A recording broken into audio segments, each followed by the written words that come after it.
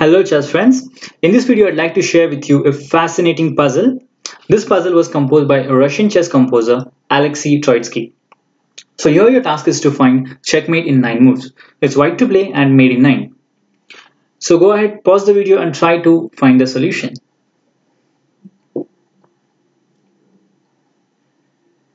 Okay, hope you have come up with the answer, or at least you have a hint of the solution.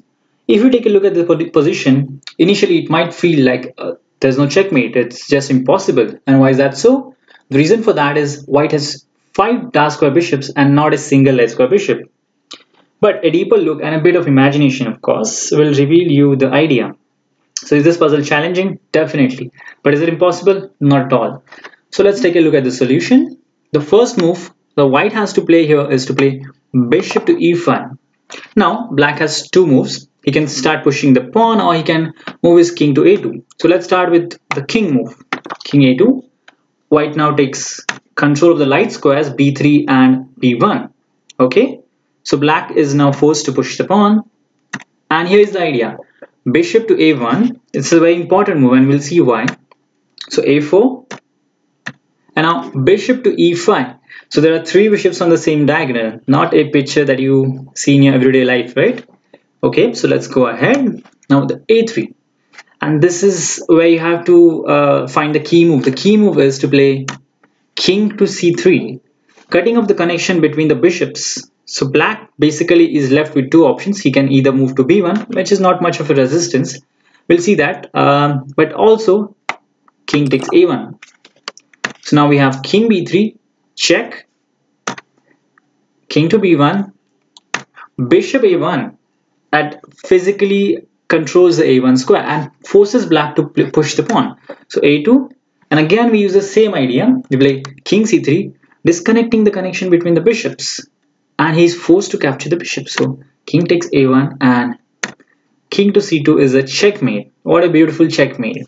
Okay, let us go back and try to look at what happens if he tries to push the pawn. Okay, the idea remains the same. Of course, you play bishop a1, a4. The other bishop enters the game now. Again, there are 3 bishops on the diagonal. King c2, and now you have to take control of the light squares. So you go king c2, pawn on a3, and you have to use the same typical plan. King to c3, disconnecting the connection between the bishops and forcing black to capture. So yeah, let us take a look at king b1 first. What if it doesn't take? Now you simply play king to b3, forcing the king to push the pawn. That's the only move he has. And now you play king c3, king h1, and king c2 is checkmate. Okay, that's easy. That basically means that he has to capture the bishop. So king takes bishop. Come on. What's wrong? Yeah, it's white to move. I'm sorry. So after king c3, king takes bishop, and now king to b3, king b1, bishop a1, putting the bishop on a1 physically controls the a1 square. It's important to not let the pawn promote. So after a2, you have the same idea.